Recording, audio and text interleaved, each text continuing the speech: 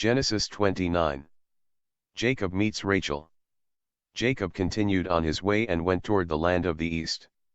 Suddenly he came upon a well out in the fields with 3 flocks of sheep lying around it. The flocks were watered from this well, which had a large stone over the opening. Whenever all the flocks came together there, the shepherds would roll the stone back and water them. Then they would put the stone back in place. Jacob asked the shepherds, "My friends, where are you from?" "From Haran," they answered.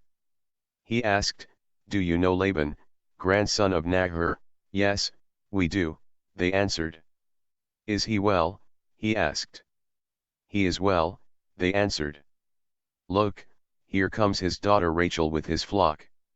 Jacob said, "Since it is still broad daylight and not yet time to bring the flocks in, why don't you water them and take them back to pasture?" They answered, "We can't do that until all the flocks are here and the stone has been rolled back, then we will water the flocks." While Jacob was still talking with them, Rachel arrived with the flock. When Jacob saw Rachel with his uncle Laban's flock, he went to the well, rolled the stone back, and watered the sheep. Then he kissed her and began to cry for joy. He told her, "I am your father's relative, the son of Rebekah." She ran to tell her father. And when he heard the news about his nephew Jacob, he ran to meet him, hugged him, and kissed him, and brought him into the house. When Jacob told Laban everything that had happened, Laban said, "Yes, indeed, you are my own flesh and blood." Jacob stayed there a whole month. Jacob marries Leah and Rachel. Laban said to Jacob, "You shouldn't work for me for nothing just because you are my relative. How much pay do you want?" Laban had 2 daughters, the older was named Leah, and the younger Rachel. Leah had lovely eyes, but Rachel was shapely and beautiful. Jacob was in love with Rachel, so he said, "I will work 7 years for you, if you will let me marry Rachel." Laban answered, "I would rather give her to you than to anyone else. Stay here with me." Jacob worked 7 years so that he could have Rachel, and the time seemed like only a few days to him, because he loved her. Then Jacob said to Laban, "The time is up, let me marry your daughter." So Laban gave a wedding feast and invited everyone. But that night, instead of Rachel, he took Leah to Jacob, and Jacob had intercourse with her. Laban gave his slave woman Zilpah to his daughter Leah as her maid. Not until the next morning did Jacob discover that it was Leah. He went to Laban and said, "Why did you do this to me? I worked to get Rachel. Why have you tricked me?"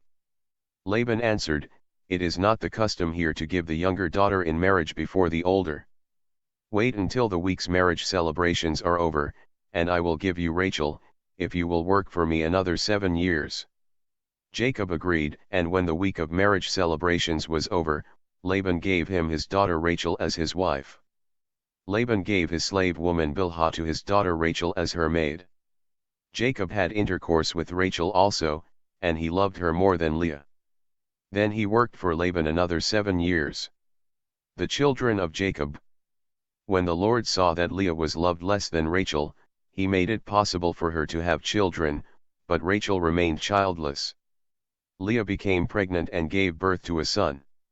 She said, "The Lord has seen my trouble, and now my husband will love me," so she named him Reuben. She became pregnant again and gave birth to another son. She said, "The Lord has given me the son also," because he heard that I was not loved, so she named him Simeon. Once again she became pregnant and gave birth to another son.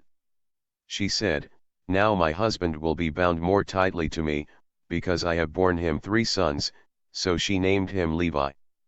Then she became pregnant again and gave birth to another son.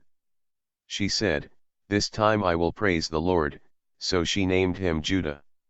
Then she stopped having children.